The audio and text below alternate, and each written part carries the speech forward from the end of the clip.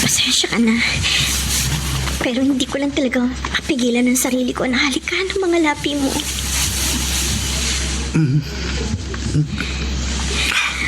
Gusto ko paligayahin ang bawat sekundong kasama mo ako. Bubaling ko ng damit mo. Yan. Ako na yan, Drew. I promise. Mahalin mo lang ako. Palagi kitang paligid.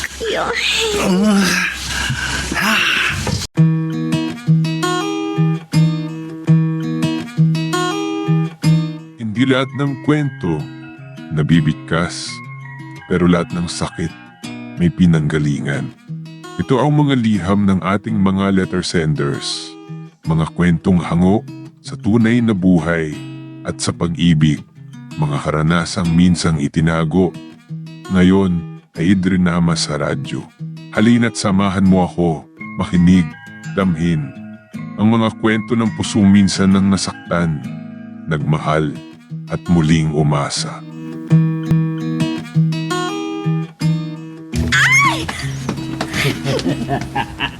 Bart, ikaw? Anong ibig sabihin neto? Kailangang sundin niyo lahat ng sasabihin ko. Huwag kayong gagawa ng bagay na hindi ko magugustuhan. Kung ayaw niyong may masamang mangyari sa inyo. Parang awa mo na. Huwag mo kaming patayin.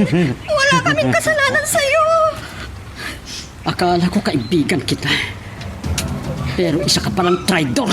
Huwag ka nang magsalita pa, Manuel. Makinig ka sa sasabihin ko. Ilabas niyo lahat ng pera niyo. Pati na rin ang mga alahas ninyo. Anong sabi mo? Ha? Walang hiya ka, Bart. Manuel, anong gagawin natin? Tumahimik ka muna, Griselda. Ako nang bahala. Manuel, binabalaan kita. Huwag kayong gagawa ng hindi ko magkugustuhan. Kung pinaplano mong manlaban, magsisisi ka lang. Ang maganda, sundin nyo lahat ng sasabihin ko. Kung ayaw nyong patayin ko kayong mag-asawa. Anong sinabi mo? Pinasok kayo ni Bart kagabi? Maraming pera at alahas ang tinakbo niya. Pati ang ATM at credit card ninyo, kinuha niya rin. Sobrang galit ko, inay. Ang akala ko, mapagkakatiwalaan si Bart. Traidor naman pala. Paano na yan, Manuel? Di bali, inay. Nakapag-report na ako sa mga pulisya. Kailangang mahuli siya. Ang mahal ng mga halagang tinakbo ni Bart. Pati mga mamahalin kong alahas. Buti sana kung hindi niya kinuha ang ATM card ko. Huwag kang mag-alala, Griselda. Hindi niya alam ang PIN code ng ATM card ko. Kaya hindi rin niya magagamit. Ay, ano ba itong nangyayari sa atin? Talagang galit ako sa Bart na yun, inay. May araw din siya. Ay! Ano ba yan, Manuel? Nagugulat pa rin ako. Kahit nung isang araw pa tayong ninakawan. Kumusta na pala yung pinuntahan mo? Parang nagagalit ka na naman. Talagang galit na galit ako, Griselda. Hindi pa daw nila nahahanap si Bart. Baka daw nakalayo na. Paano na yan? Anong gagawin natin? Alam mo kung ano ngayon ang kinagagalit ko. Nagpunta ako sa bangko. At nalaman ko na nailabas na pala ni Bart ang lahat ng laman ng ATM ko. Ano? Kaya nang gigigil ako sa sobrang galit. Paano na yan? Wala man lang natira sa pera natin. Nakuha lahat ni Bart ang mga pinag-ipunan natin. May araw din siya sa akin. Pero huwag kang mag-alala. May negosyo pa naman tayo, Griselda. Mas malala ang problema natin, Griselda. Nalulugi na ang negosyo natin. Anong sabi mo? Anong gagawin natin? Ang negosyo natin. Iyon lang ang pinagkukunan natin sa pang-araw-araw natin Marami tayong bayaran. Iba't ibang bills. At ang bayarin natin sa order natin na supplies. Hindi pa natin maibigay ang sahod ng mga empleyado natin. Napakarami na ang problema natin, Manuel. Kasalanan ito ni Bart. Alam mo, sa tuwing naiisip ko siya, ramdam ko ang galit. Iyan namang mga pulis. Wala rin naman silang nagawa. Manuel, huwag mo na nating isipin si Bart. Ang kailangan nating isipin ay kung paano natin mapapalago ang nalulugi nating negosyo. Hindi pwedeng malugi ang negosyo natin, Criselda. Kung kinakailangan mangutang ako kay Ate Carmen, gagawin ko. Ano? Mangungutang ka kay Ate Carmen? Malaki ang porsyento ng mga pautang niya. Baka lalo lang tayong malubog sa utang. Nakapag-like ka na rin ba? Kung hindi pa, sige na, nandyan lang yan like button. Pindutin mo na kung nagugustuhan mo ang daloy ng ating kwento. Hindi ko po lubos akalain ang pangyayaring yun pagkatapos na nakawan kami ni Bart na pinagkakatiwalaan ko ng lubos at ibinilang ko bilang totoong kaibigan. Wala na kaming narinig tungkol sa kanya. Wala rin nagawa ang mga pulis para mahanap siya. Pagkatapos ng kaganapang iyon, parang mas dumami ang problema naming mag-asawa.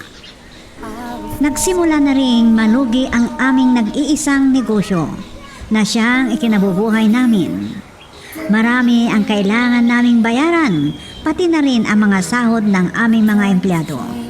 Pero dahil ayaw kong malugi ng tuluyan ang aming negosyo, kahit nag-aalala si Criselda na may mas mautangan kami, wala akong ibang naisip na paraan, kundi ang mangutang na lang upang maisalba ang negosyo namin. At ganito po ang mga sumunod na pangyayari.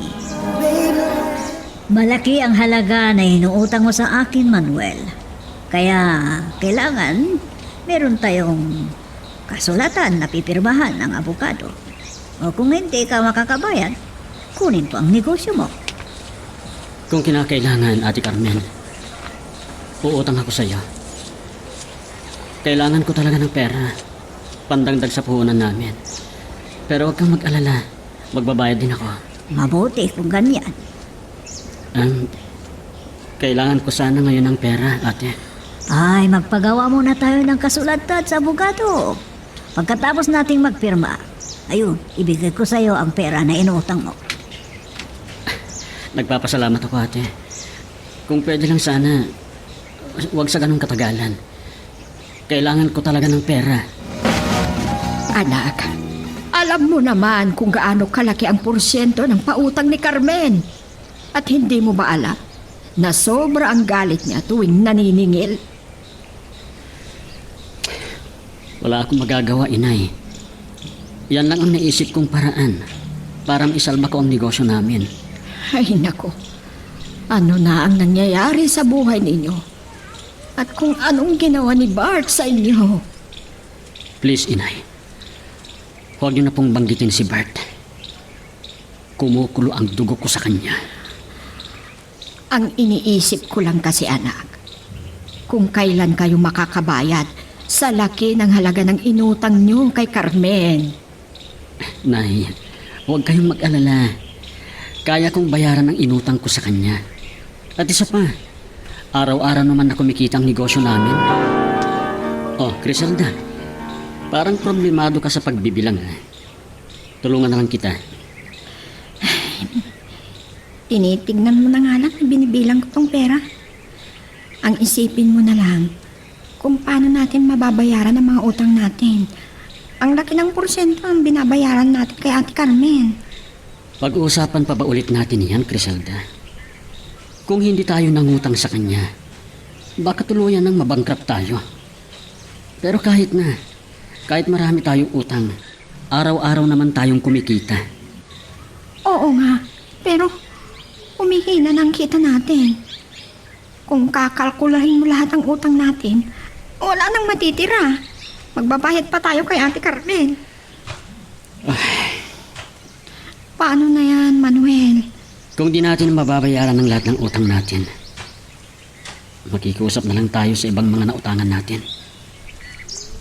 Kung hindi natin mababayaran, paano na mga suppliers? Hindi na sila magdi-deliver. Baka hindi na mauulit na bigyan pa tayo ng paninda.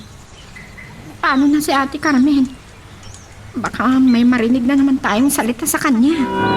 Manuel, mali itong nangyayari. Ano itong pinag-uusapan natin? Ate Carmen, ngayon lang naman na hindi kita mababayaran. Kahit dublihin ko na lang bukas. Bigyan kita ng pagkakataon. Pero sa susunod, kailangan na makabayad ka. Salamat, ate.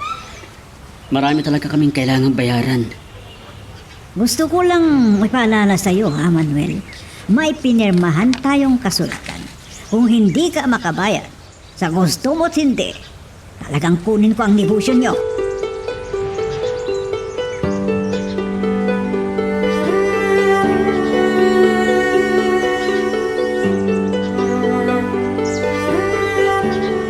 Hindi lang sa araw na yun ang hindi ko nakayanang magbayad kay Ate Carmen. Na nakautahan ko ng malaking halaga para lang hindi malugi ang negosyo ko. Maraming beses na hindi ako makabayad at maraming beses rin akong nangako pero hindi natutupad. Dahil doon, narinig ko lahat ang masasamang salita. Binantaan pa ako na kukunin na niya ang negosyo ko. Isang bagay na pinag-alala ko. At mas humihina na ang araw-araw na kita sa aming grocery. Hanggang sa dumating ang isang kaganapan na hindi ko inaasahan. Manuel, anong gagawin natin? Talagang nalulugi ng negosyo natin. Hindi na natin kayang bayaran mga utang. Wala na rin tayong maipasweldo sa mga empleyado. Hindi pwedeng malugi ang negosyo natin, Criselda. Hindi ako papayag. Paano nang magiging buhay natin kung sakali? Anong gagawin natin? Alam mo, may pwede pa tayong gawin eh. Huwag tayong mawalan ng pag-asa. Manuel! Griselda, andyan ba kayo? Si Ate Carmen. Manuel, huwag niyo akong pagtaguan. Kailangan nang mag-usap kayo ng mabuti. Ito nang inaalala ko, Manuel. Di pwede. Di ako papayag na kukunin ni Ate Carmen ang negosyo natin. Oh, narito ang pinirmahan nating dalawa. Dahil hindi mo nabayaran ang utang mo sa akin, kunin ko na ang negosyo nyo.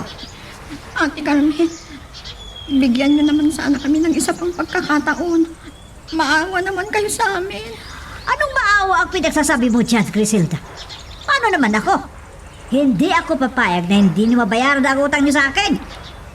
Hindi naman namin takbuhan ang utang namin, ate. Kung ganon, kailangang magbayad na kayo para magkaintindihan na tayo. Nagmamakaawa po kami. Ilang beses na kayo nagmakaawa sa akin Pero magkano lang naibigay ninyo nung nagbayad kayo, ha? Hoy, tandaan ninyo, may pinirmahan tayong kasulatan. Kung ganon, hindi ka na namin mapapakiusapan pa, ate. Maraming beses nang nakiusap kayo sa akin. Pero sa ngayon, kung hindi nyo mabayaran ang utang nyo, magpasensya na lang tayo. Sige, ate. Kunin niyo na ang negosyo namin ni Criselda. Mula noong kinuha ni Carmen ang negosyo natin, palagi ka na lang umiinom. Ano bang nangyayari sa iyo, Manuel? Inay, anong gagawin ko? Mag-isip ka sana, anak. Huwag mong sabihin na wala kang magagawa. Naging mabuti akong tao, inay. Wala akong nagawang masama sa ibang tao. Pero, bakit ganito ang nangyayari sa akin? Siguro, may dahilan. kung bakit nangyayari ito sa atin, Manuel. Ano ang rason na sinasabi mo, Criselda? Ha? Manuel, huwag mong awayan ang asawa mo. Pakinggan mo sana ako, Manuel. Hindi pa huli ang lahat. Huwag kang mawalan ng pag-asa. Huwag ka sanang maghina. Oh. Pulis at ambulansyang dumating. Magkasunod pa. Manuel! Nakita na nila si Bart. Ha? Ah, mabuti naman kung ganon. Kailangang harapin niya ang pagtatraidor niya sa akin, Criselda. Siya ang may kasalanan ng lahat na to. Pati pagkawalan ng negosyo natin. Ang paghihirap natin ngayon. Patay na si Bart, Manuel. Ano? Napagbayaran na ni Bart ang kasalanang nagawa niya sa atin. Criselda, Manuel, sasabihin ko sa iyo ito, pero huwag ka sanang magagalit. Hindi mo ba napapansin? Maayos na at magandang pamumuhay natin. noon, marami tayong pera. Pwede nating bilhin ang lahat na gusto natin. At iyan ang kinainggitan niya. Hindi lang sa material na bagay ang makapagbibigay saya sa atin, Manuel. Tingnan mo ang kalagayan natin. Hindi naman tayo nagugutom. Pero masaya tayo. Kailan kaya tayo magkaroon ng sariling negosyo? Huwag sana yan ang isipin mo, Manuel. Maganda naman na ang trabaho natin. May oras pa tayo sa isa't isa. At iyan ang pinakamahalaga para maipakita natin ang pagmamahal natin sa isa't isa.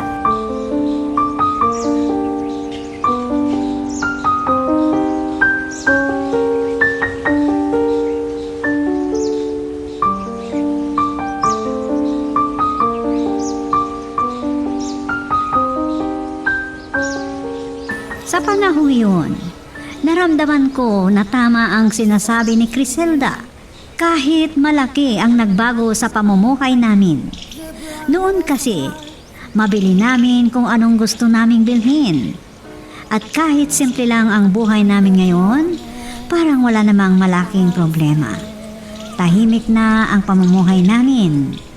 Pero nung may negosyo pa kami, palagi kaming namumroblema. Marami kaming iniisip na kung saan kami kukuha ng pambayad sa maraming utang, maraming babayaran at kung ano-ano pa. Pero ngayon, simple lang ang buhay namin at nakikita ko wala namang masyadong problema. Hanggang dito na lamang ang lubos na nagpapasalamat sa inyo, Manuel. Hanggang dito muna ang ating kwento. Pero huwag kang bibitaw, kapatid. Marami pa kaming inihanda para sa'yo. Kaya hanggang sa susunod na drama, adios. Ako po si Hershey, taga Mandawi City, Cebu. Kwento namin ito ni Leandro, ang lalaking kaisa-isang tinitibok ng aking puso. Matagal ko na siyang lihim na iniibig. Bawat araw ang nagdaan, siya ang pinapangarap kong makasama habang buhay. Pero naglaho yun nang makilala niya si Roxanne at minahal ng lubos. Gumuho ang mundo ko sapagkat naging mundo niya ang babaeng yun habang ako naiwan lamang sa isang sulok. Hindi ko man lang naipagtapat sa kanya ang aking tunay na nararamdaman. Asensado ang buhay ni Leandro at Roxanne. Hindi nakapagtataka dahil masipag naman at madiskarte si Leandro. Pero isang pagsubok ang dumating sa kanilang mag-asawa. Nagkasakit ng malubha si Leandro.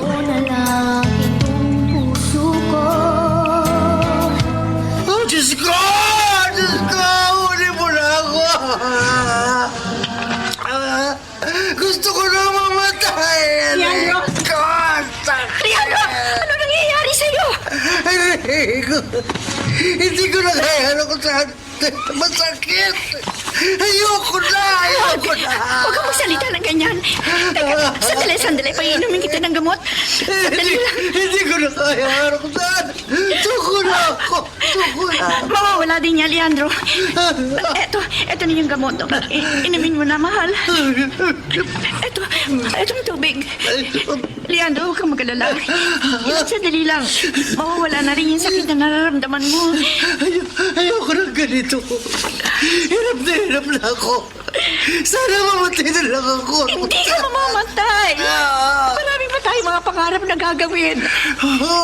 Magpalakas ka, Leandro, para matupad ang pangarap natin Hindi yun. na matutupad ang pangarap natin yun. Malala na yata itong cancer ko. Leandro, huwag ka magsalita ng ganyan. Nawawala na ako ng pag-asa. Gusto ko nang sumuko. Tama na, Leandro. Huwag ka nang umiyak. Nandito lang ako. Hindi kita iiwan. Yakapin mo ko. Yakapin mo ko. Sa pakiusap, yakapin mo. Sige, mahal ko. Ayan. Ang mga yakap mo lang nagpapalakas sa akin. Kung yun na, nagpapalakas sa'yo. Yakapin kita kahit kailan mo gusto. Basta huwag mong isipin na nag-iisa ka na lang sa mundong ito na umaharap sa mga pagsubok na dumarating sa buhay mo. Tandaan mong karamay mo ko. Lahat ng hirap na nararamdaman mo, nararamdaman ko rin yun. Kasi asawa kita. Iisang katawan na lamang tayo. Kung may nararamdaman kamang hirap sa buhay mo ngayon, isipin mo na lang. May asawa kang masasandalan. Diyos ko, maraming dumating na pagsubok sa aming mag-asawa. Sa awa niyo, nalampasan namin yun. Pero hindi ko alam kung malalampasan namin ang pagsubok ngayon na dumating kay Leandro. Sa totoo lang, hirap na ako makita na duro sa asawa ko. Nadudurog ang puso ko sa tuwing narinig ko siya sumisigaw na dahil sa sakit. Natatakot ako kung hanggang kailan niya titiisin ang bawat sakit na pinararamdam niyo sa kanya.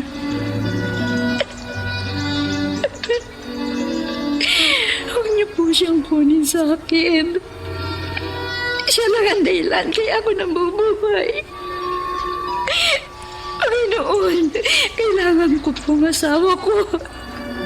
Dahil mahal na mahal ko siya. Leandro, may dala akong pagkain. Papakainin na kita, ha? Hindi ako nagugutom, Roxanne. Pero kanina ka pa hindi kumakain. Pakiusap. Iwan mo muna ako. Gusto ko mapag-isa. Sinabi ko sa'yo, lumayo ka sa akin eh. Sige na, nakikiusap na ako. Leandro, huwag ka naman sana ganyan sa akin. Nandito ako para tulungan ka. Wala kang maitutulong sa akin. Nagkakamali ka. Sige nga.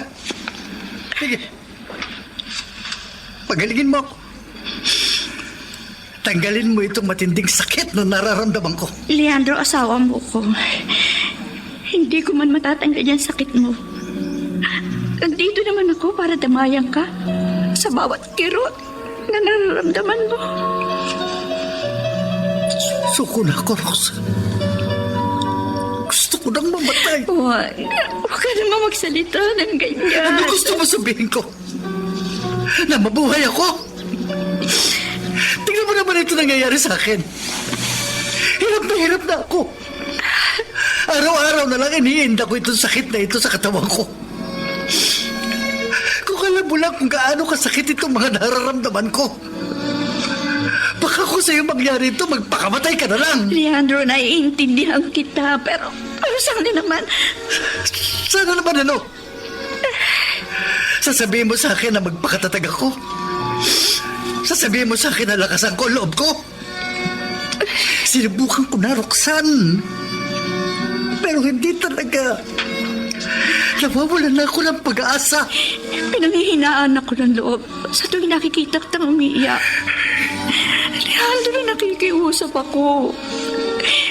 Ibayan mo sana ang loob mo. Huwag ka mag-alala. Palagi ako naririto sa tabi mo para tulungan ka. Para saan pa yung sinupaan natin dalawa sa harap ng altar na walang iwanan? Lalo na sa oras na ganito. Hindi ka ba nahihirapan sa pag-aalaga sa akin? Hindi. Roxanne, ayoko maging pabigat sa'yo at sa mga anak natin. Hindi ka pabigat sa amin ng mga anak mo. Tandaan mo yan. Pamilya mo kami.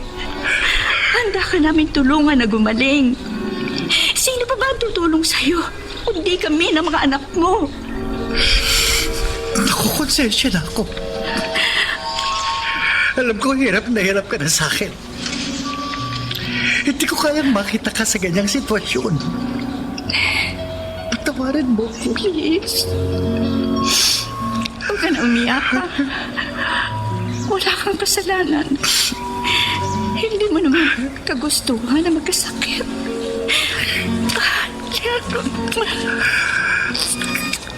Kaya mo pa akong bahalin? Kahit na alam mong malapit na akong mamatay. Hindi ka mamamatay.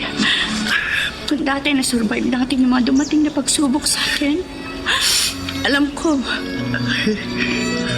masusurvive din natin ito. Lakasan mo sana ang loob mo, Leandro. Isipin mong gagaling ka.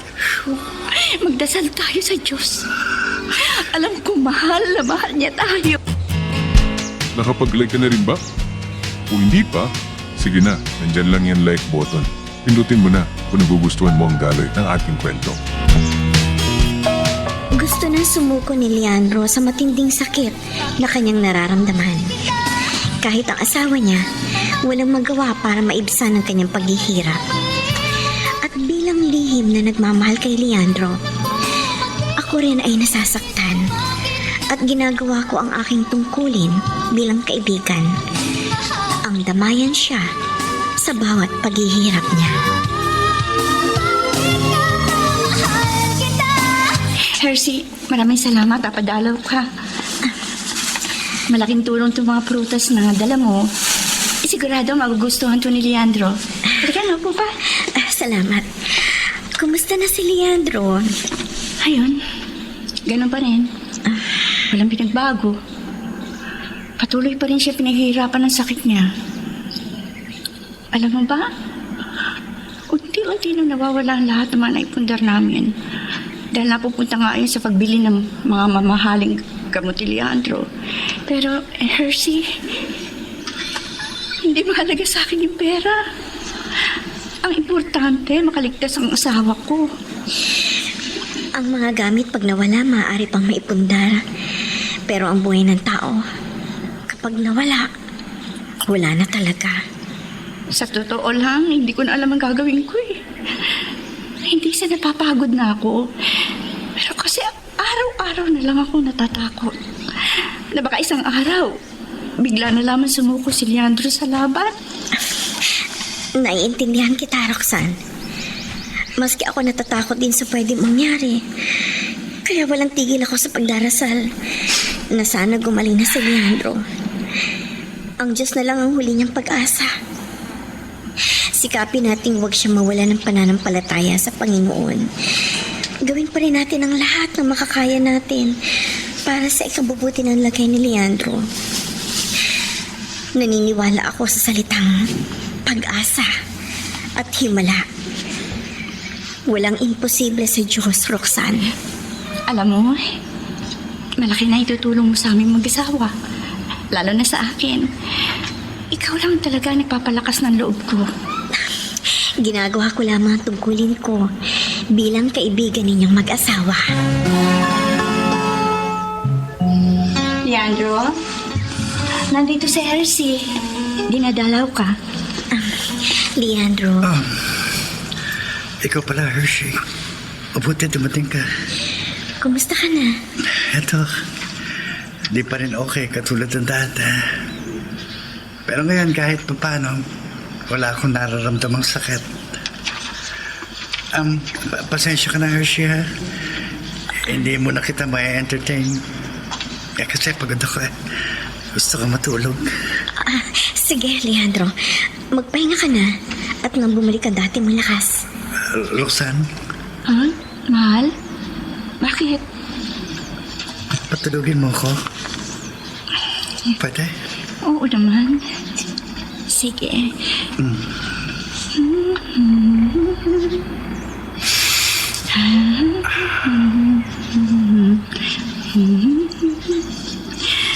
Matulog ka lang, Leandro.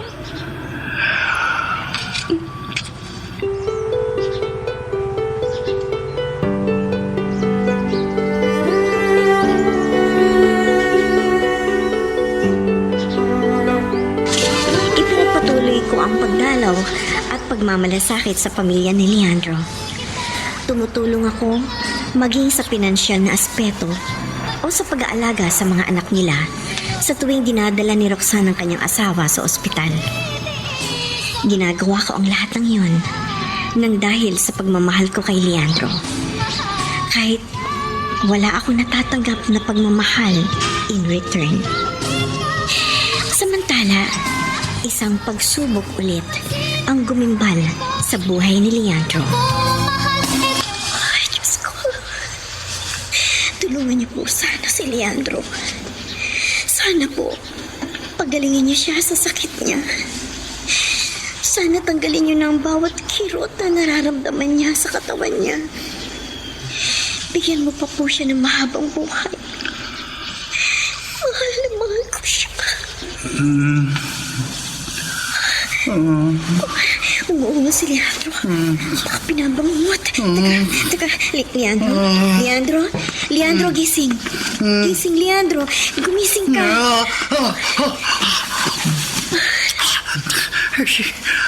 Binabangungot ka. Si Roxanne. Hinatid sa eskwela mga anak mo. Ano, kumusta ka na? May nararamdaman ka na ng bang sakit? Gusto mo dali na kita sa ospital? Ano? Nanaginip ako. Nagpaalam sa akin ang buong pamilya ko. Tinangka ko silang habulin pero bigla silang nawala ng paarambula. Kinakabahan ako. Panaginip lang yun. Sabihin mo sa akin kung dumating ng asawa ko, ha? Sige. Salamat sa pag-alaga mo sa akin, ha? Naabala pa tuloy kita. Imbes na lang sa trabaho ka, narito ka sa bahay namin. Naka-vacation leave naman ako. At saka hindi ka naiba sa akin. Alam mo na may importante ka sa akin. Salamat ulit, Hershey. Napakaswerte ko at kaibigan kita. Sandali. Sagutin ko lang yung cellphone ko. Hello? Hello, kayo po ba si Sir Leandro? Ako nga ho. Ako po ito, si P.O.2 Joven Perez ng Mandawi PNP. Napatawag po ako sa inyo para ibalita sa inyo ang nangyari sa asawa at mga anak nyo. Bakit ho?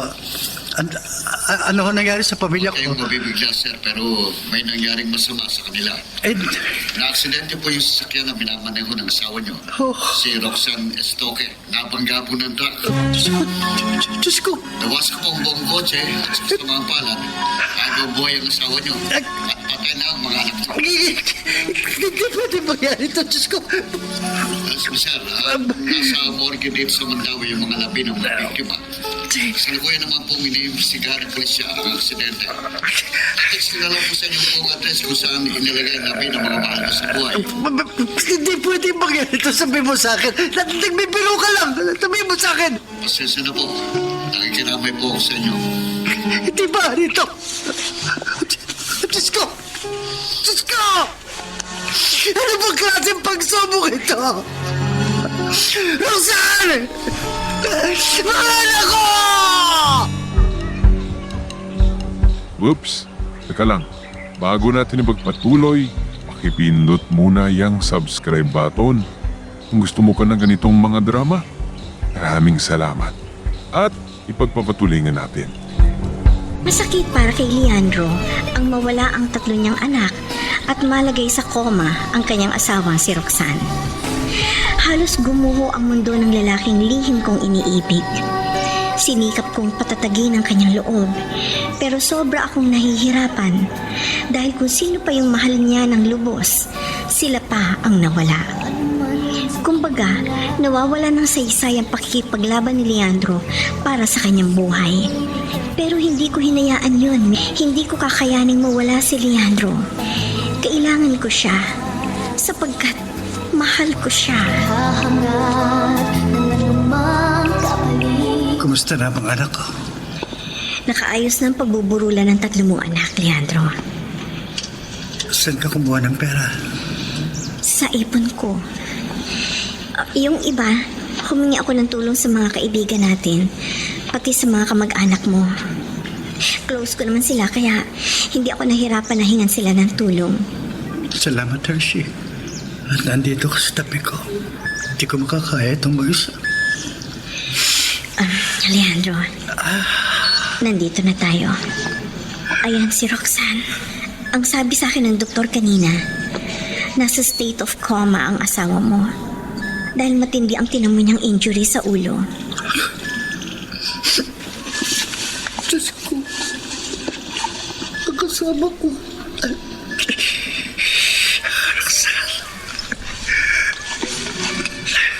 Leandro, Hershey. Pwede. Iwan mo muna kami ng asawa ko. Kahit sandali lang. sige.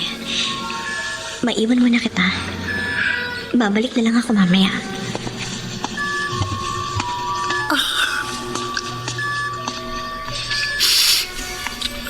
Roxanne? Narinig mo ba ako?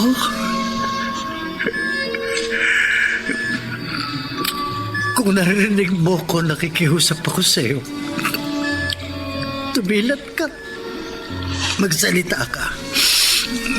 Sabi mo sa akin na okay ka na. Roxanne, kung narinig mo ko, gumising ka na.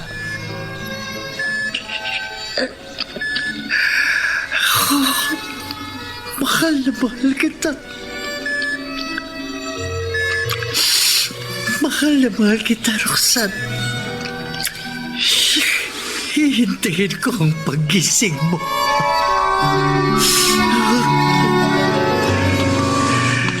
Leandro? Hershey, kailan kaya magkakamali ang asawa ko?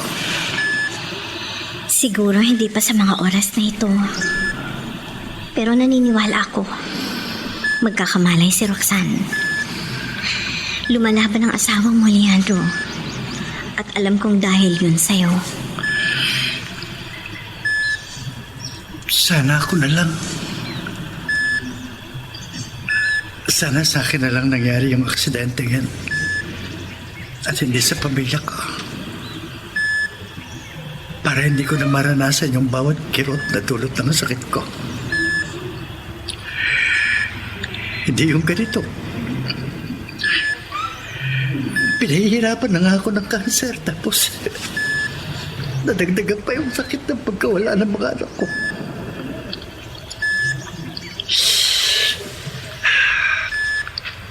Ayokong questionin ng Diyos kung bakit niya ginagawa ito sa akin. Pero meron lang sana akong hiling sa kanya. Kung ayaw niya akong pagilingin, sana kunin na lang niya ako. Leandro, naiintindihan kita. Nararamdaman ko rin yung sakit na nararanasan mo ngayon. Talaga? Paano mo naman nararamdaman? Dahil mahalaga ka sa akin. Kung alam mo lang, Leandro, kung gaano kita kamahal. Salamat sa pagdamay mo sa akin, Hershey. Pero matanong ko lang, bakit mo ba ito ginagawa sa akin? Dahil mahalaga ka sa akin. Leandro, kaibigan mo ko. At palagi mong tatandaan na kapag kinakailangan mo ng tulong, tawagin mo lang ako. Nandito lang ako palagi para samahan ka. Nandito ako para maging sandalan mo. At ipinangangako ko sa'yo, hindi kita iiwan. Sa kabila ng naranasan kong ito, na-realize ko na hindi pa rin ako pinababayaan ng Diyos. Kasi, ipinigay kayo sa akin. Napakaswerte ko. Kasi, naging kaibigan kita.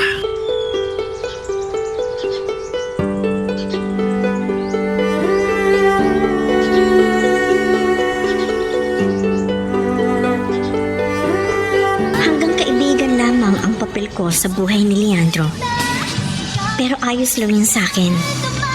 Naiintindihan ko na kahit kailan, hindi ko mapapantayan si Roxanne. Ayos na rin ako sa ganitong setup namin. Ang mahalaga na lang sa akin, palagi ako nasa tabi ng lalaking pinakamamahal ko. Mga anak, nandito na kayo sa inyong kantungan. Hindi man tayo nagkasama ng mahabang panahon. Hindi ko makakalimutan yung kasiyahan binigay niyo sa buhay ko. At nagpapasalamat ako sa pagmamahal na binigay niyo sa akin. Pero sana mga anak, may pakiusap ako sa inyo. Ipagdasal niyo sa Diyos na sana magkamalay na at maging maayos ang lagay ng mama niyo. Pakiusap na wala na kayo sa akin. Hindi ko nakakayanin na mawala pang mama niyo. Alam niyo na kayo lang ang dahilan kaya ako nabubuhay. Kaya nakikiusap ko sa inyo mga anak. Mahal na mahal ko kayo. Leandro, ipapasok na sa nicho ang mga kabaong ng mga anak mo.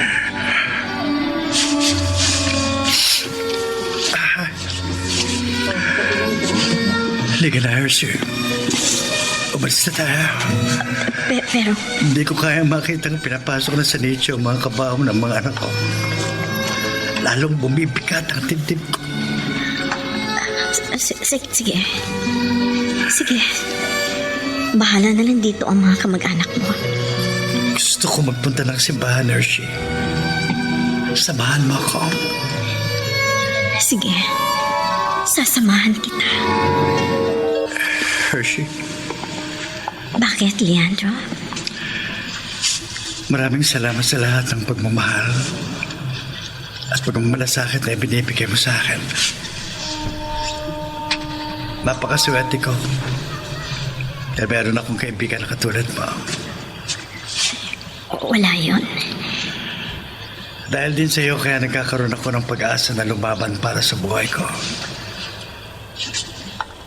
Yung pagmamahal mong isa sa nagliligtas sa akin sa mga unos na dumarating sa buhay ko. Sana makabawi din ako sa lahat ng mga binibigay mo sa akin. Alam mo, Leandro, hindi ako naghahanap ng kapalit sa mga kabutihang ibinigay ko sa'yo. Pero kung gusto mo talagang bumawi sa akin, magpalakas ka, magpakatatag ka, at higit sa lahat, huwag kang mawawalan ng pananampalataya sa Diyos. Sakit ang ulo ko! Oh, Diyos ko! Bakit niyo ba ako pinahirapan ng ganito? Bakit niyo ba pinaparamdam sa akin ang sobrang sakit? Gusto ko lang sumuko. Ayoko na. Patayin niyo na lang ako. Hindi ko na kaya ito. Diyos ko! Ship! Sumasakit na naman ang ulo ko. Parang binibiyak sa sobrang sakit. Rick, Diyos ko. Ayoko na. Gusto ko nang mamatay. Huwag ka magsalita ng ganyan. Teka, sandali. Painumin mo na kita ng gamot, ha?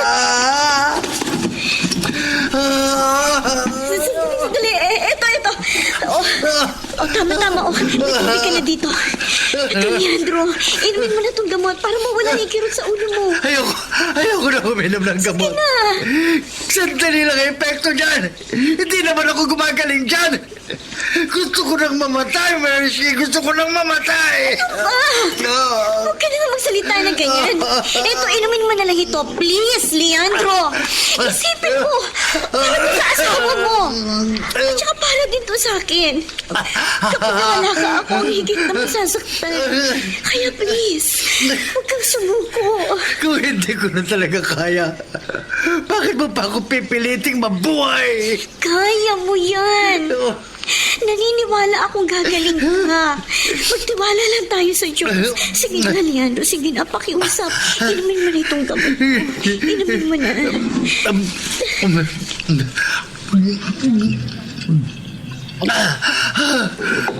Leandro. Ayoko na. Suko na talaga ako. Suko na ako. Suko ka na. Bakit si Roxanne? Pilit na lumalaban. Leandro, lumaban ka. Hindi para sa akin, kundi para sa asawa mo. Leandro.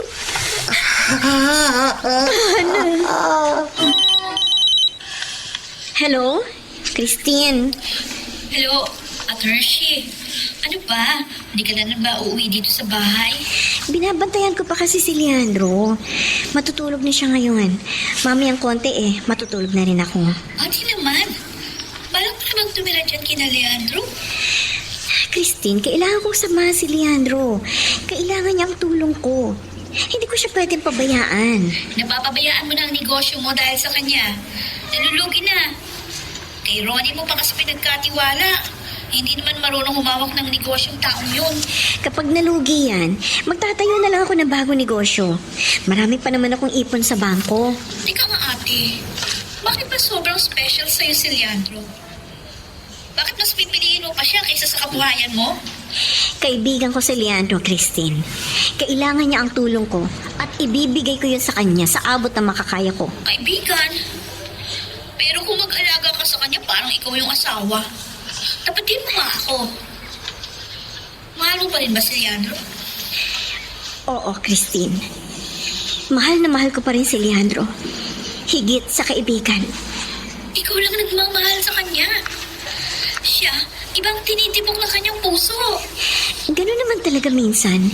Hindi nasusuklian ang pagmamahal na ibinibigay mo sa taong mahal mo. Pero ayos lang. Basta kasama ko siya, masaya na rin ako. Kahit hindi niya ako kayang mahalin. Nanghigit pa sa kaibigan.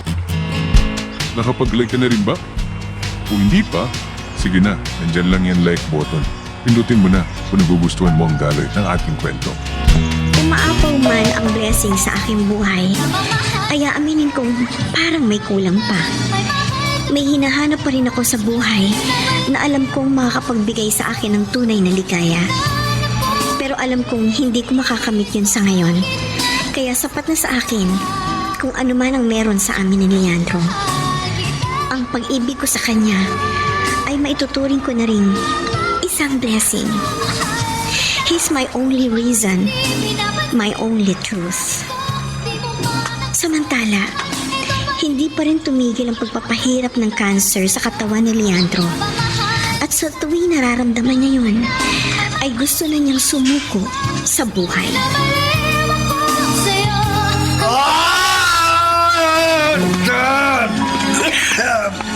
Hindi ko na kaya. Pakiusap, patayin niyo na lang ako. Leandro! Leandro! May kumikirot na naman sa buong katawan ko. Leandro! Ang sakit! Hindi ko na talaga kaya. Teka, sandali. Tawag na ako ng ambulansya. Kailangan ka na ulit sa ospital.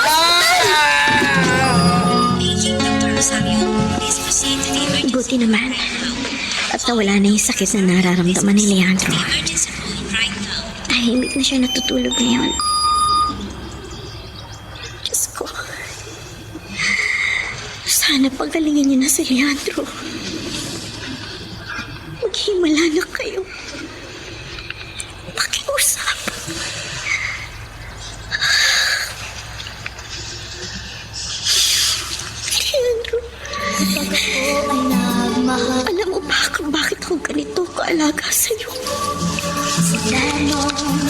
Bakit mahalaga ka sa akin?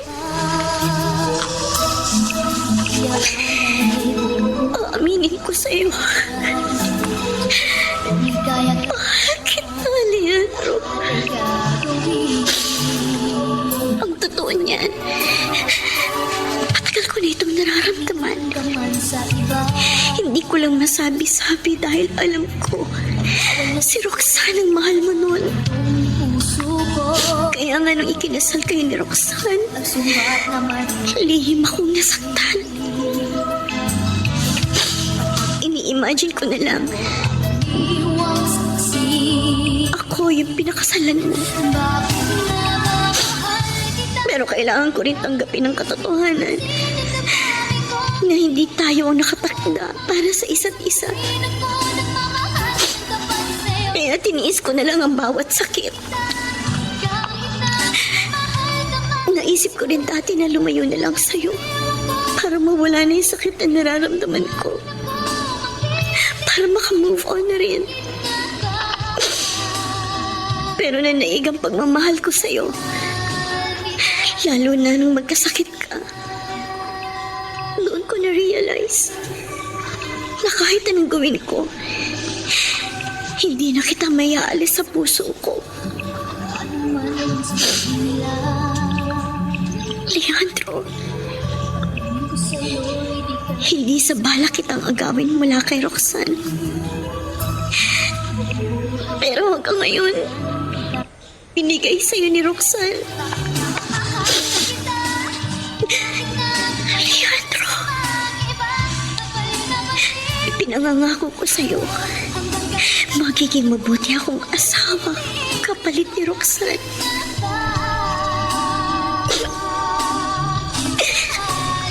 Leandro, gagawin ko ito. Pero matagal ko nang gusto. Halik ka ng mga labi mo. I love you, Leandro.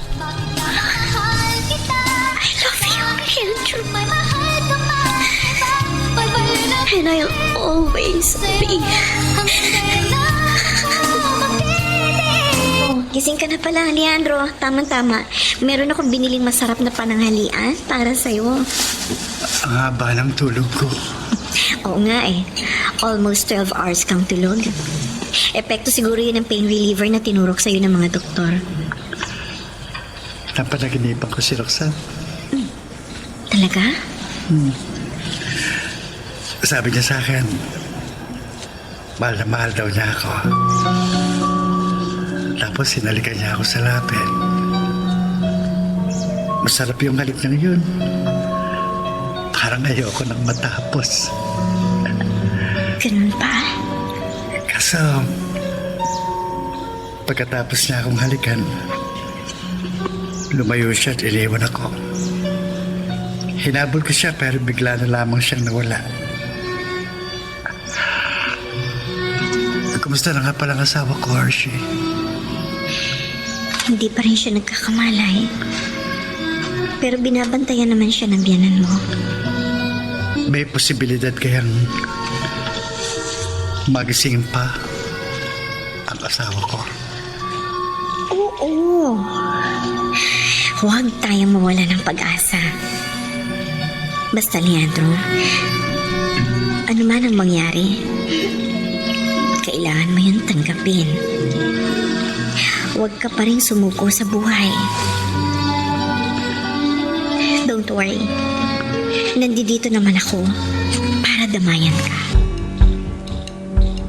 Whoops! Teka lang. Bago natin ipagpatuloy, pakipindot muna yung subscribe button. Kung gusto mo ka ng ganitong mga drama, maraming salamat. At ipagpapatuloy nga natin. Totoo na sa tuwing nakikita ko si Leandro na nahihirapan, parang nawawala na ako ng pag-asa. Nakapanghihina na sa tuwing naiisip ko, baka isang araw magising na lamang ako na wala na siya. Ayoko, Mr. Romantico. Hindi ko kaya mawala si Leandro sa buhay ko. Ayoko mawala siya nang hindi ko man lang nararanasan ang kanyang pag-ibig. Hershey, Bakit po, Tita Rebecca? Nagpapasalamat ako sa iyo. Kasi binabantayan mo ang aking anak na si Roxanne. Siya nga pala, kaya ako lumapit sa iyo ay para sabihin na ako lang nagdesisyon na ilipat si Roxanne sa ospital sa Quezon City. Mas kumpleto kasi ang facilities sa mga ospital doon kumpara dito sa ating lugar. At saka mas makaka-discount kami sa hospital bills dahil doon nagtatrabaho yung mga anak kong doktor. Ganun po ba? Pero huwag mo sabihin kay Leandro ang tungkol dito. Bakit naman po? Dahil ayoko siyang bigyan pa ng alalahanin. At saka hindi yung papayag na mahiwalay sa kanyang asawa niya. Paano kung nagtanong siya? Ano pong sasabihin ko? Ikaw nang bahala, Hershey. Sabihin mo na lamang sa kanya ang totoo kapag nakarating na kami sa Metro Manila. Sige po, Tita Rebecca. Ako na po ang bahala.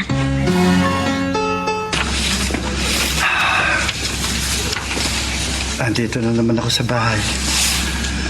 Sa kwartong ito. Gusto ko lumabas pero pinipigilan ako ng mga pagkirot sa buo kong katawan. Leandro, may dala akong pagkain para sa'yo. Pakilapag na lang dito sa mesita sa tabi ng kama ko. Kumusta na pala si Roxanne? Sinong nagbabantay sa kanya? Yung biyanan mo. Kinausap pala niya ako kanina. Balak nilang ilipat si Roxanne sa isang ospital sa Maynila. Sabi pa nga sa akin ni Tita Rebecca, huwag ko raw sabihin sa'yo. Gusto lang nilang ilayo si Roxanne sa akin. Alam mong ayaw sa akin ni Nanay Rebecca. Ever since na maging asawa kong anak niya, never kaming naging close. Wala naman siguro masamang intensyon si Tita Rebecca. Saan daw ospital sa Maynila nila datalin si Roxanne? Ewan ko, hindi naman binanggit. Huwag ka na malungkot, Leandro. Makikita at makakasama mo ulit ang asawa mo. O ayan, Ate Hershey ha. Ako na nag-treat sa'yo na kumain sa labas para naman magkaroon ng tabayang katawan mo. Tingnan mo nga yung sarili mo na mamayat ka na. Kakaalaga mo dyan sa sacred love mo. Pansin ko nga rin medyo naging slim ako. Pero okay lang. Masaya naman ako sa ginagawa ko. Hindi ka ba nagmumukhang tanga, ate? Ha? I mean, ikaw lang yung nagmamahal sa lalaki na may mahal ng iba. Nagpapakahirap ka dyan kay Leandro. Pero ang tanong, na-appreciate ba niya yung mga paghihirap mo? Oo naman. Na-appreciate naman niya yung mga ginagawa ko. O kung na-appreciate niya yung mga efforts mo, sana ikaw yung minahal at pinakasalan niya noon, hindi si Roxanne. Hindi mo kasi ako naiintindihan, Christine. Bakit? Ano bang dapat naintindihin ko? Alam mo ate, naawa na ako sa'yo sa totoo lang. Mahal ko si Leandro. Ayos lang sa akin kahit na hindi niya ibigay sa akin ng pagmamahal na katulad ng binibigay niya kay Roxanne. Kahit ako lang ang nagmamahal. Hindi naman ako humihingi ng kapalit. Ate Hershey, Pakiusap lang, Christine. Hayaan mo na ako sa kung anong gusto ng puso ko. Magtitiis ako hanggat kaya ko para sa pag-ibig. oh, may tumatawag sa cellphone mo. Ay, Tita Rebecca yung tumatawag. Yung biyanan ni Leandro. Teka, sandali, kakausapin ko lang, ha? Okay. Hello? Tita Rebecca? Hello, Hershey. Pasensya ka na sana sa istorbo. Wala po yung tita. Bakit po kayo napatawag? Pakisabi kay Leandro. Si Roxanne, wala na siya. Patay na ang anak ko. Ano po?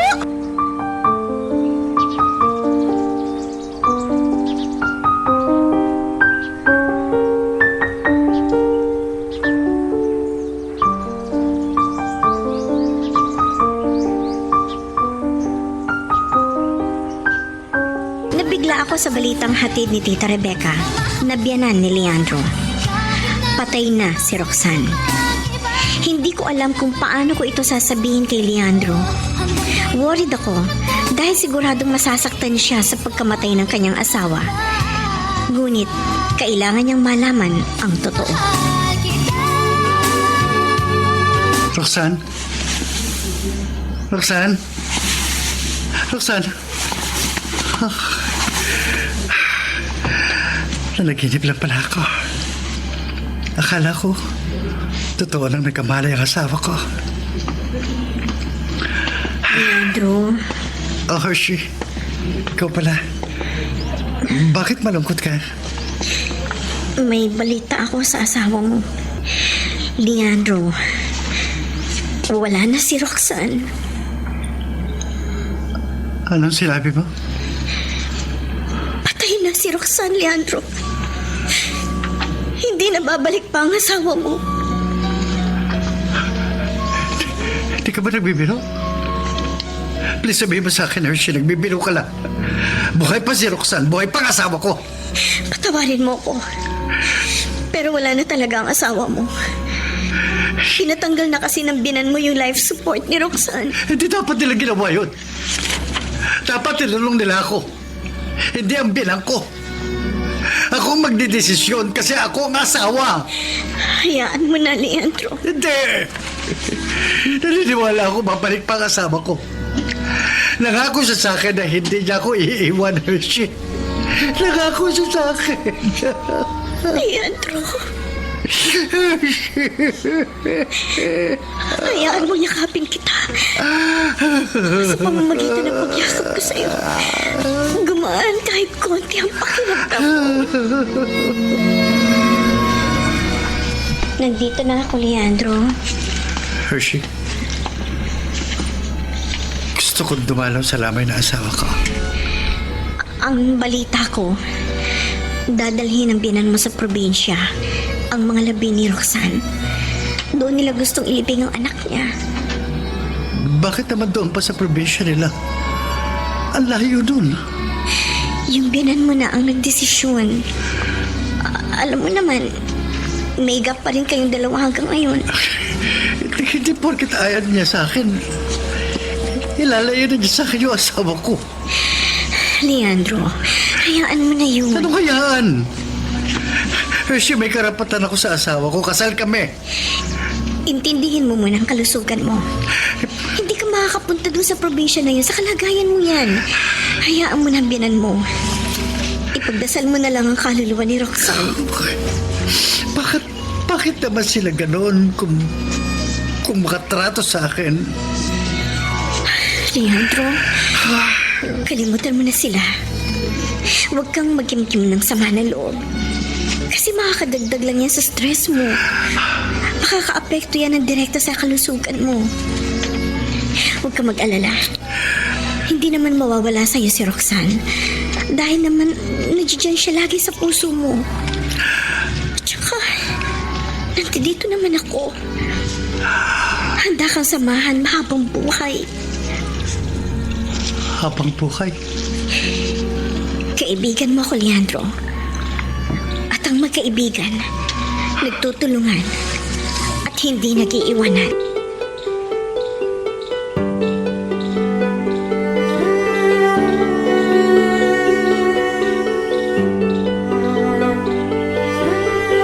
Sa pagkamatay ni Roxanne, labis ako naawa para kay Leandro. Kitang-kita ko kung gaano niya kamahal ang asawa niya. Bilang kaibigan at lihim na nagmamahal sa kanya. Binuhos ko kay Leandro ang buong atensyon ko to the extent na hindi ko na namamalayan na nawawala na pala ako ng panahon para sa aking sarili. Pero ang masakit, Mr. Romantico, sa kabila ng lahat ng efforts ko, parang walang nangyari dahil bagsak pa rin ang kalooban ng lalaking pinakamamahal ko. Leandro, bakit nandito ka sa veranda? Bakit hindi ka pumasok sa loob? Wala. Gusto ko lang magpahangin. Ang lamig kasi ng simoy ng hangin dito. Kumusta nang lagay mo? Maayos na lagay ko. Siguro, mga 8 oras pa tatalab yung gamot sa katawan ko. Leandro, kahit na bumalik pa ulit yung kirot sa katawan mo, huwag kang mag-alala. Nandito lang ako palagi sa tabi mo. Wala akong masabi sa Hershey. Napakabuti mo talagang kaibigan.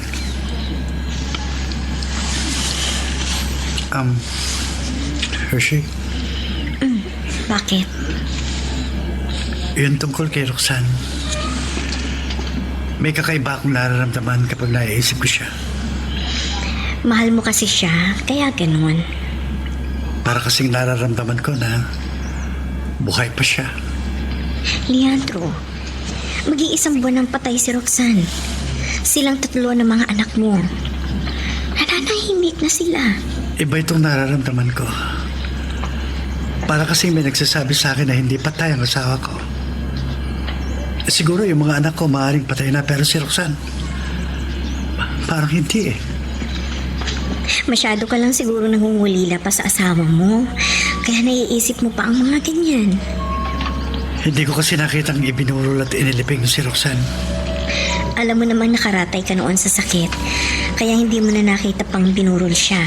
Oo, pero kasi Hershey, Pakiusap lang, Leandro. Tanggapin mo lang wala na si Roxanne. Patay na siya. Oo, masakit tanggapin, pero yun ang totoo. Huwag mo nang pahirapan pa ang sarili mo. Kung patuloy mong ikukulong ang sarili mo kay Roxanne, paano ka makaka-move on? Paano ka magkakaroon ng lakas na loob na labanan niyang sakit mo? Leandro, nandito naman ako. Bakit hindi mo na lang ibaling sa akin ang lahat? Hershey, Kaya nga ako nandito para tulungan kang makamove on. Nandito ako para mahalin mo. Leandro, hanggang ngayon mahal na mahal pa rin kita. Oo, alam kong mahirap pantayan si Roxanne sa puso mo. Pero subukan mo naman akong mahalin. Kahit katitig lang sana, magkaroon ako ng puwang sa puso mo. Pakiusap, Leandro. kasi Mahirap pa ako mahalin? Leandro? Ano bang meron si Roxanne na wala sa akin? pasensya na. Pero hindi ko madiktahan ang puso ko na mahalin ka. Katulad ng pagmamahal na ibinigay ko sa asawa ko. Baka pwede mo subukan ulit. Please. Alam ko, matututunan mo rin akong mahalin. Kung kailangan mo ng panahon, sige, bibigay ko sa'yo. I'm willing to wait, Leandro. Patawarin mo ko. Nakukonsensya ako. Hindi ko magawang mahalin ka. Naging mabait ka naman sa akin. Hindi ka nagkulang ng pagmamahal sa akin. But I'm sorry. Kasi hindi ko masuklihan ang lahat ng yon. Kung palalayain mo na sa sistema mo si Roxanne, matututunan mo ulit na maging maligaya. Sana mapalaya ko na si Roxanne sa puso ko. Hindi ka pa ba papasok sa loob? Magdidilim na. Pasok na ako. Leandro. Leandro, totoo ang forever. Kahit hindi mo ako kayang mahalin tulad ng kay Roxanne, forever naman kitang mamahalin. Leandro. Oo. Huwag mo na ako alalayan. Nakatatayo pa naman ako at nakalalakad. Hindi naman ako baldado. Mamayang 6 ang misa sa Santa Cruz Church. Kailangan na natin magbihis. Tulungan na kita. Huwag na. Ako na lang. Huwag ka nang mahiya. Hershey. Hindi ka ba natatakot sa itsura ko? Tingnan mo ako. Nakakalbo na. Namamayat na rin. Bakit naman ako matatakot sa'yo? Ikaw naman. Hindi naman nakakahawa yung sakit mo. At saka di ba sabi ko nga sa'yo, mahalaga ka sa akin. Kaya gagawin ko ang lahat para maasikaso ko na maayos. Hershey. Leandro. Pasensya ka na. Pero hindi ko lang talaga mapigilan ng sarili ko na halikan ng mga lapi mo.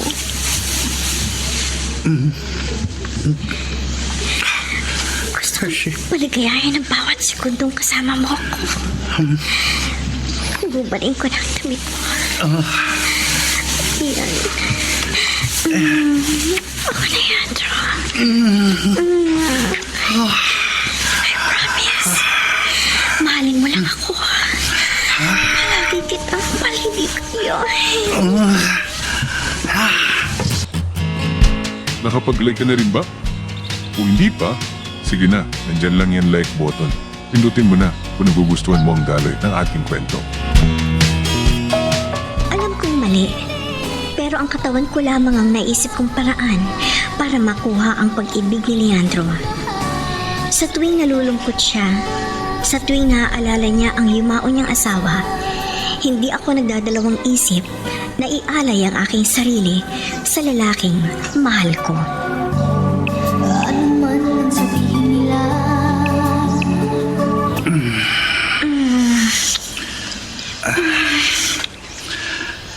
Kanina mo pa hinahalikan ng leg at tip-tip ko. Alam mo, Leandro, ito na siguro ang pinakamasayang gabi ko. Kasi naramdaman ko na mahal mo na rin pala ako. Ang kaso, alam kong hindi magtatagal ang buhay ko. Huwag kang mag-isip ng ganyan. Hahaba pa ang buhay mo. Sorry, pero hindi ko pa kaya makipagrelasyon sa ngayon. Nagluluksa pa ako sa pagkamatay ng asawa ko. Naiintindihan ko. Ang importante mo na sa akin, na ibibigay ko sa iyong pangangailangan mo bilang lalaki. Huwag kang mag-alala, Hershey. Kapag na-realize ko na mahal na kita, agad kong sasabihin at ipararamdam sa iyo yan. I will love you for the rest of my life. Walang sumbat na maririnig. So, sinuko mo na pala ang bataan. Kahit hindi ka pa sigurado kung mamahalin ka ba talaga ng Leandrong yan. Ang rupok mo naman, Ate Hershey. Marupok na ako, marupok. Ang importante, unti-unti ko nang nararamdaman na nagkakapuwang na ako sa puso ni Leandro. Magdadalawang buwan pa lang lumipas simula nung mamatay si Roxanne. Sa palagay mo, makaka-move on agad si Leandro sa pag-aalay ng katawan sa kanya? Alam mo, matagal-tagal pa ang bubunuin ko bago ako tuluyang mahalin ni Leandro. Pero handa akong maghintay, Christine. Malakas pa rin ang kumpiyansa ko na isang araw, sasabihin sa akin ni Leandro na mahal niya na ako. Matanong nga kita, bakit nga bang mahal na mahal mo si Leandro? Ano bang meron sa kanya? At baliw na baliw ka, ha? Oy, abot tenga ang ngiti naman ito. Siguradong si Leandro yung nag-message na yan. Oo, si Leandro nga. Labas daw kami mamayang gabi. Excited na ako. Ang daming tao dito sa park. Ang saya-saya. Oo nga eh. Nakakawala ng pagod. Gusto mo magkantahan tayo habang nandito tayo? Seryoso ka? Oo naman. Wala akong pakialam kahit na marami ang makarinig. Besides, magaganda naman ang boses natin. Kaya wala tayong dapat ikahiya, di ba? Ikaw talaga, Hershey. Ano? Sige, game ako sa kantahan. O, teka. Bago tayo magsimulang kumanta, halika muna dad. O bakit? Dito ka. Ayan. Nice ko lang yung damit mo at ang hood mo. Alam mo, litaw pa rin ang kagwapuhan mo kahit na sabihin may sakit kang cancer. O ano, handa ka na bang kumanta? Go! Okay, 1, 2, 3. Magkasuyo buong gabi, masaya't magkatabi. Ang galing ah! Pwede tayo mag-duet. Oo nga. May chemistry tayong dalawa. Ay, nga pala. May bibigay ako sa'yo. Eto. Oh, ano yan? Regalo? Buksan mo na. Okay. Uy! Ang ganda nito jacket na may hood. Salamat, Hershey. Wala yun. Di ba, sa susunod ako naman ang babawi. Ibibili kita ng regalo. Wag na, ito naman. Alam mo bang regalong maituturing na makasama ka sa espesyal kong araw? Alam mo, Leandro, nilagyan mo ng kulay ang buhay ko. Simula na dumating ka sa buhay ko, naging masaya na ako. Na-realize ko na masarap palang mabuhay kasama ng taong mahalaga sa'yo. Mahal na rin kita, Hershey. Talaga? Oo. Pero, pasensya ka na. Kasi, hindi ako makakapanligaw sa'yo. Alam mo na, Naku, wala yun sa akin. Pero, sigurado ka? Nakalimutan mo na ba si Roxanne? ang totoo niyan, hindi ko pa rin nakakalimutan si Roxanne. Pero na-realize ko na mahal na rin kita. Huwag mong isipin na panakimbutas ka lang kasi patay na si Roxanne. Wala ka ng karibal. Alam ko naman yun. Leandro, salamat. Salamat at natutunan mo na rin ako mahalin.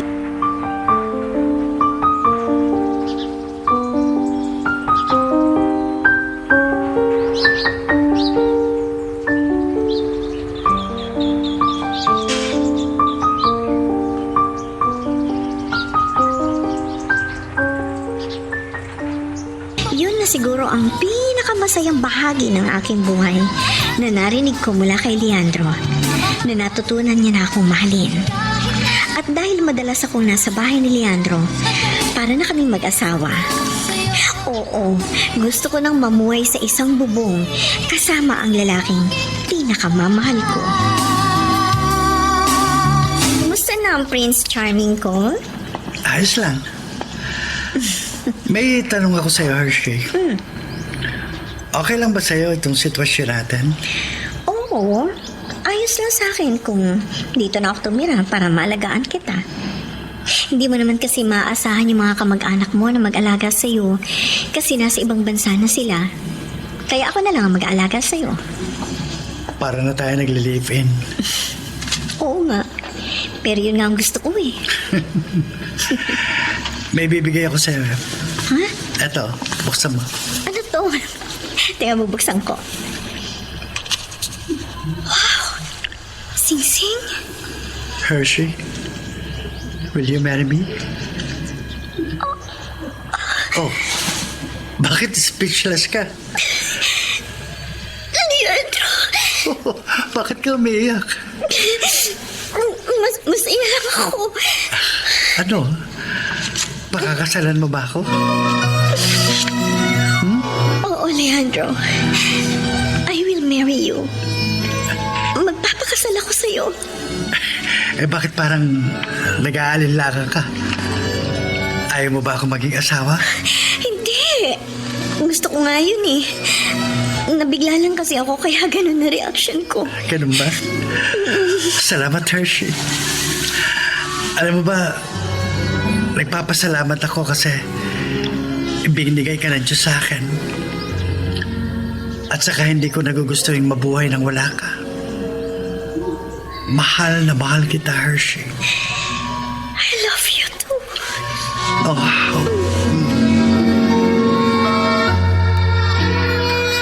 Medyo konti ang tao sa palengke ngayong araw ah. Buti naman.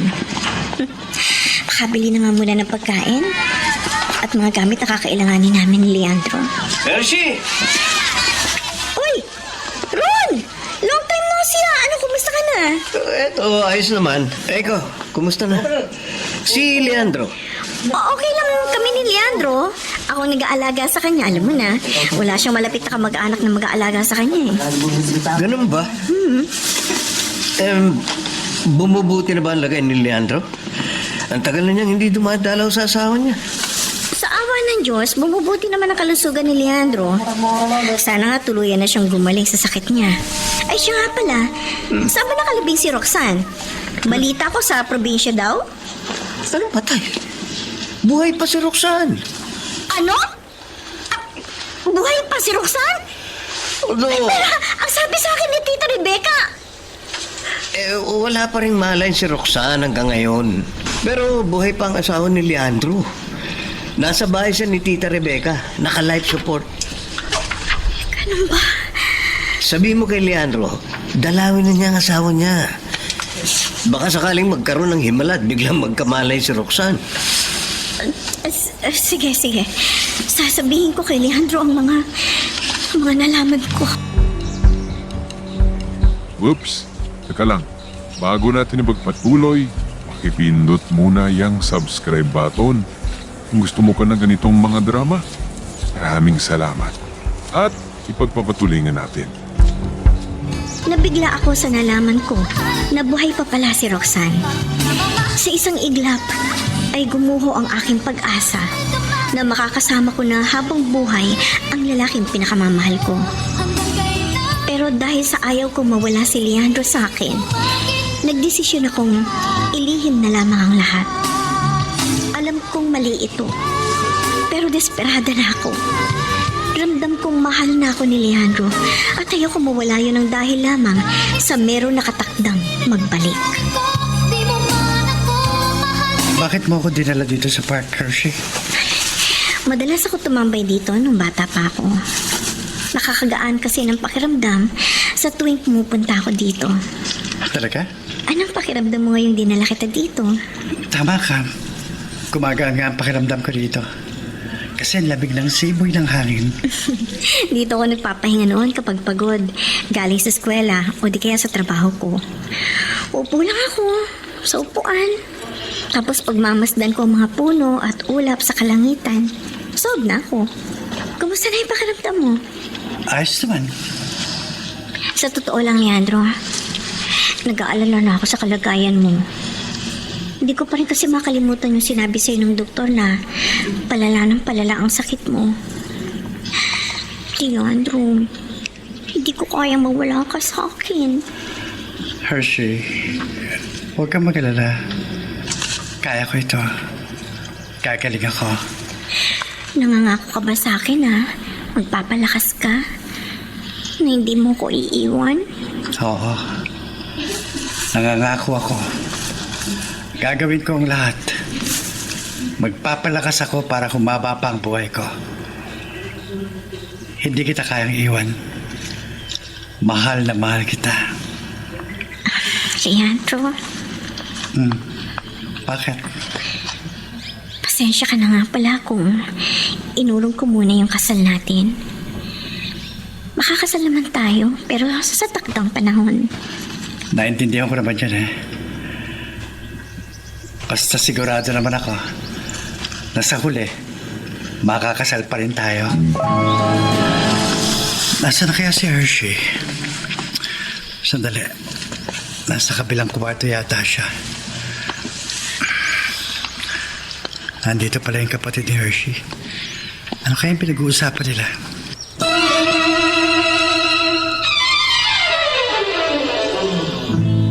Hanggang kailan ba itatago yung totoo kay Leandro, Ate Hershey? Christine, please! Paano kung malaman din niyang totoo? Paano ka? Isipin mo, ikaw lang din ang mapapasama sa mata niya kapag nalaman niyang totoo. Christine, I'm doing this because... Because of what?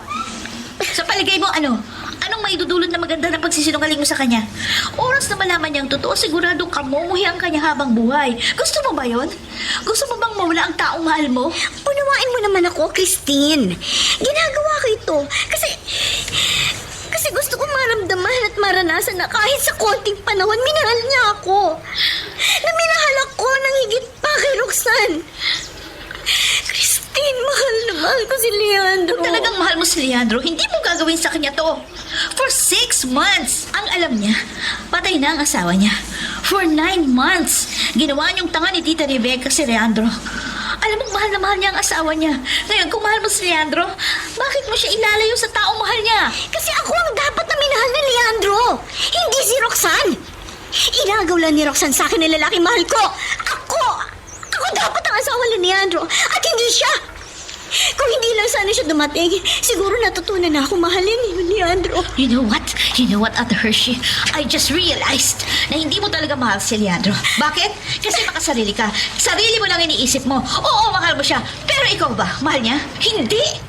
Kaya, Ate Hershey, gumising ka na sa katotohanan. Hanggat nabubuhay si Roxanne, hindi ka na niya matututupang mahalin. Ate, malalaman din ni Leandro ang totoo. At kapag nangyari yun, siguradong mawawala na siya sa'yo. Hershey? Leandro, anong ginagawa mo dito? Kanina ka pa ba? Nasaan si Roxanne?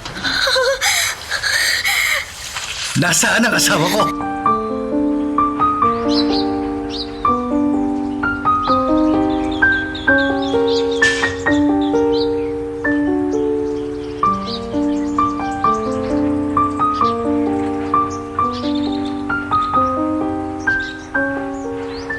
Labis akong kinabahan nang marinig ni Leandro ang usapan namin tungkol sa asawa niyang si Roxanne. Kitang-kita ko sa mga mata ng lalaking mahal ko ang galit dahil trinaydor ko siya. Ayoko sanang itago kay Leandro na buhay pa pala si Roxanne. Pero it left me no choice but to keep it a secret. Dahil alam kong oras na malaman niya buhay pa si Roxanne ay mawawalang bigla ang pagmamahal niya sa akin. Sumagot ka. Nasaan ang asawa ko? I'm sorry, Leandro. Hindi ko kailangan ng sorry mo, Hershey. Sagutin mo lang naman ang tanong ko. Nasaan ang asawa ko? Pakiusap. Sabihin mo naman sa akin. Nilipat ng biyanan mo sa ibang ospital si Roxanne. 6 na buwan na siyang nasa coma. Wala makapagsabi kung hanggang kailan siya mabubuhay. Pero buhay si Roxanne. Buhay pa rin ang asawa ko. Bakit mo ginawa sa akin ito, Hershey? Bakit ka nagsinungaling? For 9 months, nagluksa ako sa pagkamatay ni Roxanne. Araw-gabi umiiyak ako kasi hindi ko matanggap na patay na ang asawa ko. Tapos ito, malalaman ko na niloko mo ko. Leandro, hindi ko intensyon na lokohin ka. Ang akala ko din ng una, patay na si Roxanne dahil yun ang sinabi sa akin ni Tita Rebecca. Kailan ko rin lang nalaman na buhay pa pala si Roxanne nung magkita kami ng pinsan niya si Ron. Pero mas pinili mong isikreto sa akin ang totoo. Kasi natatakot ka na baka mawala ang pagmamahal ko sa'yo. Oo, Leandro. Natatakot ako mawala ka sa akin. Kaya nagawa mo yun. Patawarin mo ko. Ang sakit-sakit itong ginawa mo sa akin. Pinagkatiwalaan kita. Minahal kita. Ikaw ang naging sandalan ko, pero bakit mo naman ako niloko? I'm sorry, Leandro. Bakit, Hershey? Bakit sa dinami-dami ng pwedeng manloko sa akin, bakit ikaw pa?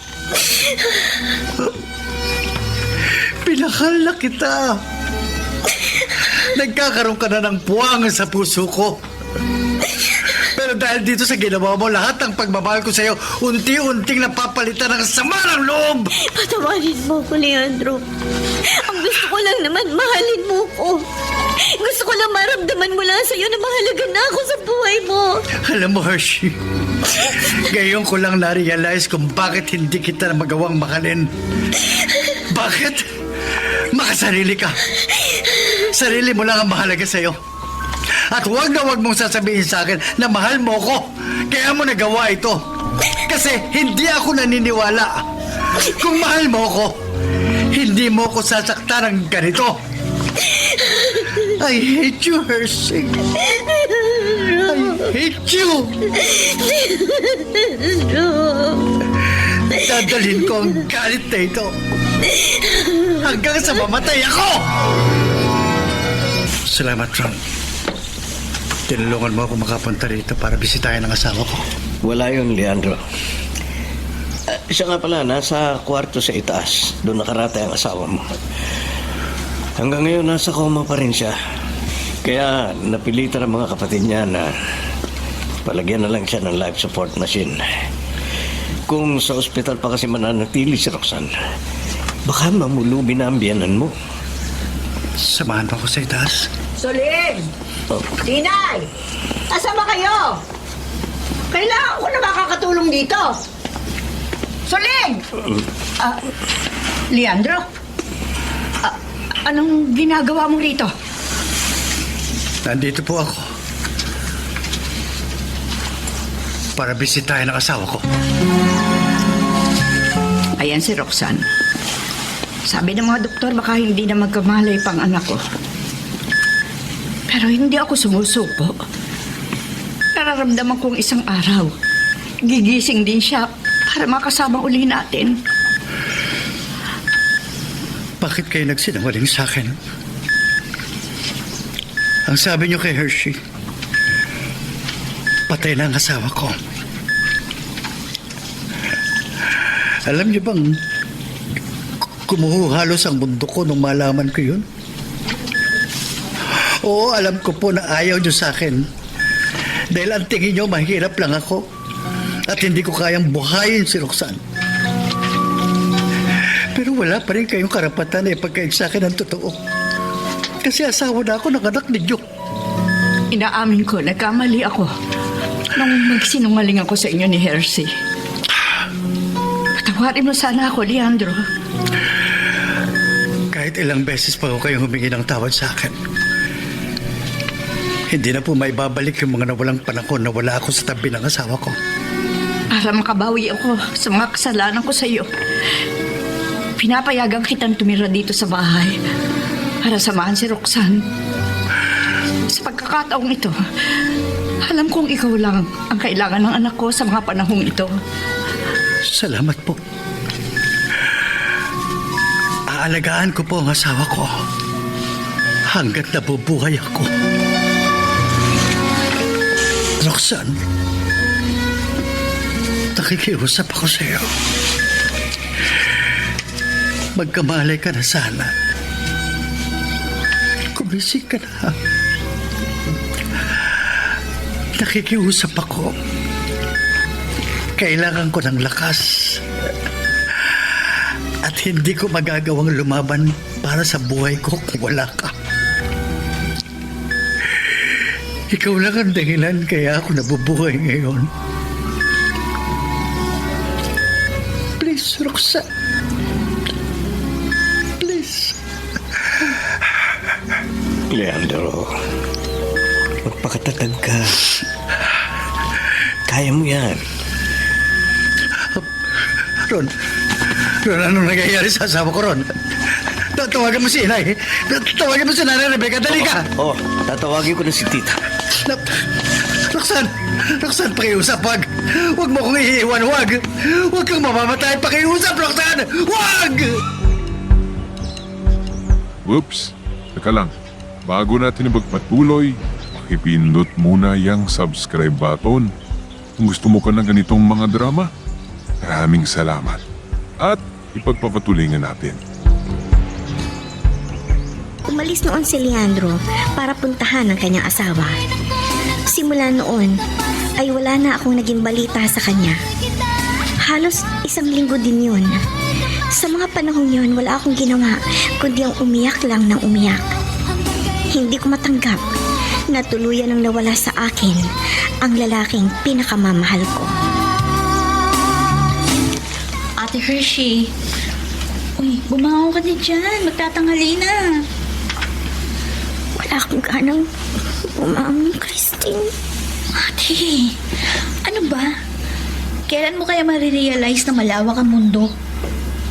Di lang si Leandro lalaki, no? Oo, nandun na ako, mahal mo siya. Pero kailangan mo nang mag-move on. Wala na siya. Iniwan ka na niya para balikan yung asawa niya. Wala naman, iiyak ka na naman eh. Kung talagang mahal mo si Leandro, magiging masaya ka para sa kanya. Ngayon nagkasama na uli sila ni Roxanne. Hayaan mo na siya. Kalimutan mo na yun. Panahon na para intindihin mo naman yung sarili mo. Ate, please, bumangon ka na. Bumangon ka sa nakaraan, mag-move on ka. Tanggapin mo lang katotohanan at magbagong buhay. Tulungan mo ko, Christine. Oo naman, tutulungan kita. Kapatid kita eh. Pero syempre, nasa sa iyo pa rin yan. Kung desidido kang mag-move on. Kung gusto mo, sumama ka sa akin papuntang Maynila. Bakit? Ano naman ang gagawin mo dun? Nagbabala kasi ako na magtrabaho doon. Kung gusto mo, doon ka na rin magtrabaho. Mas malaki sahod sa Maynila. Don't worry. Nakausap ko na si Tita Vilma. Pumayag siya na doon tayo sa bahay niya titira. Ano ate? Pagkakataon mo na ito para makalimutan mo si Leandro. Sige. Sige, sasama ako sa'yo. Yeah. Kaya nagre-ring ang telepono ko.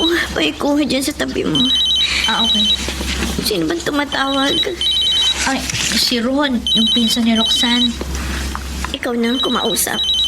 Sabihin mo wala ako sa mood ngayon para makipag-usap. O sige, sasagutin ko. Hello? Si Christine to, yung kapatid ni Hershey. Anong balita? Ano? Totoo ba yan? Sige. Sasabihin ko sa kapatid ko. Bye. Oh, anong sabi ni Ron? Si Roxanne, patay na.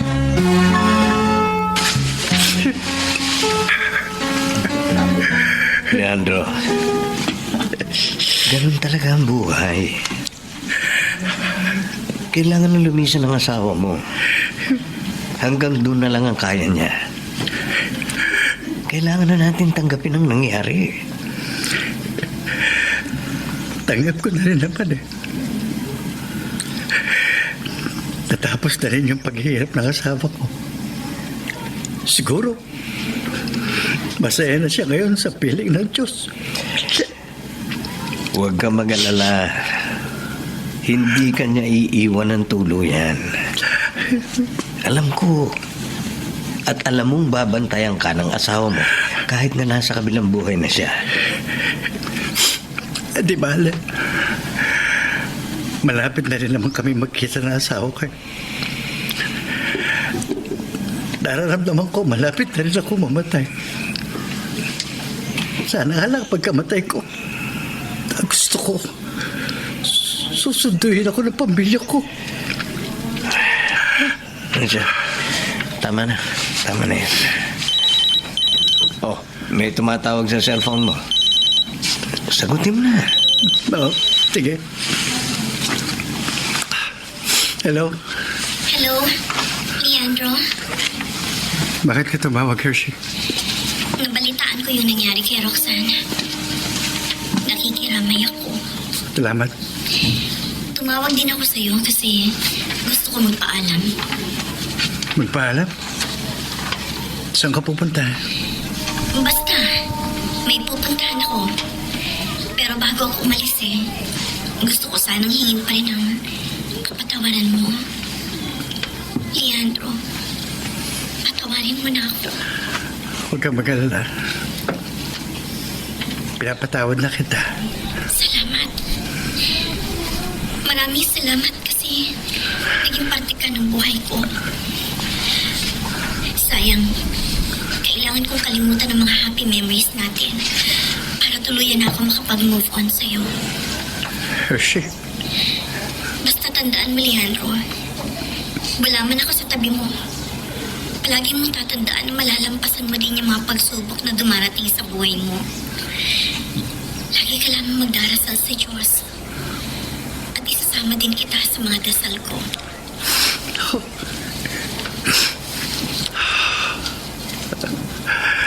Hershey. O paano, Leandro? Kailangan ko nang umalis. Hindi ko alam kung magkikita pa tayo pagkatapos nito. Basta, Leandro, handa ko nang tanggapin na hanggang dito na lamang tayo. Paalam.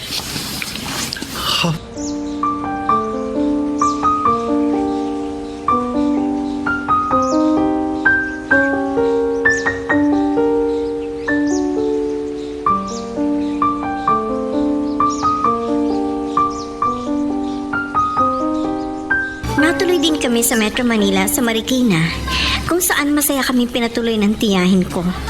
At hindi nagtagal, pareho kami napasok ni Christine sa isang company. Doon ay marami ako nakilala mga kaibigan. Natuto rin ako magkaroon ng nightlife at hindi nagtagal, unti-unti rin ako naka-move on kay Leandro.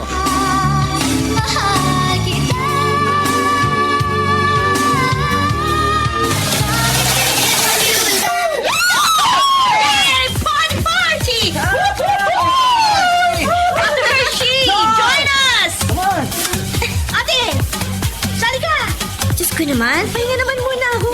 Kanina pa ako sa'yo ng sayo eh. Inom muna ako. Okay! Let's break! Tumatawag sa cellphone ko. Teka, new number. Makapunta nga muna sa tahimik na lugar bago ko to sagutin. Doon ako sa may fire exit. Hello? Yes, sino to? Hershey, si Ron ito. Pasensya ka na kung tumawag ako sa ganitong oras. Ayos lang, Ron. Nasa bar ako ngayon kasama mga office mates ko. Teka, bakit ka nga pala napatawag? Nasa Maynila kami ni Leandro ngayon. Nasa ospital siya. Malubha na ang lagay niya. Ha? Sa totoo lang, anumang oras pwede na siyang bumitiw.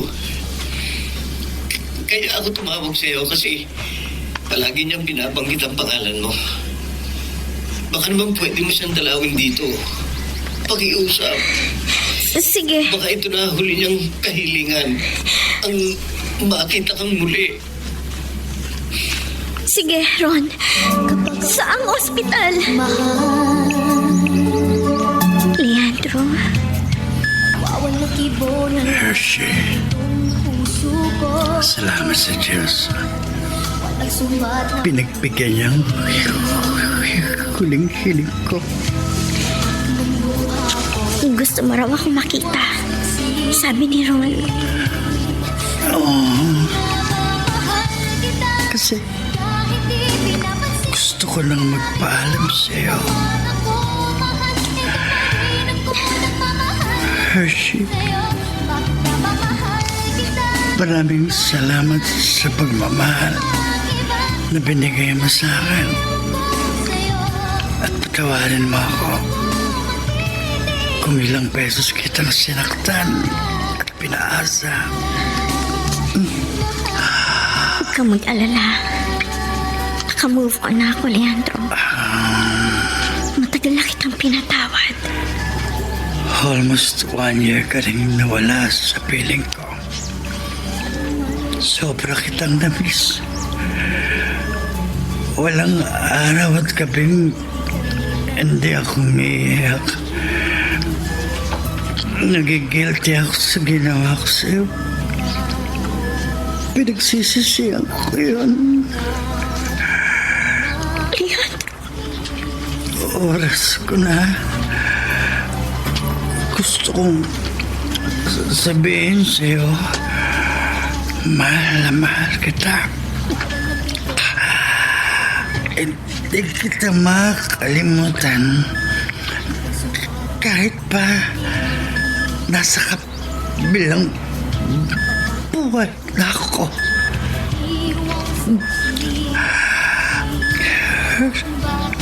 Hershey. Paalam.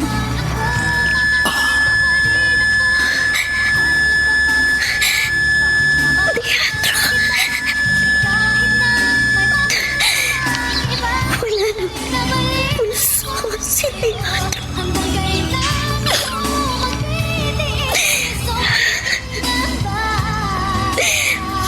Paalam, Leandro. Hindi rin kita makakalimutan.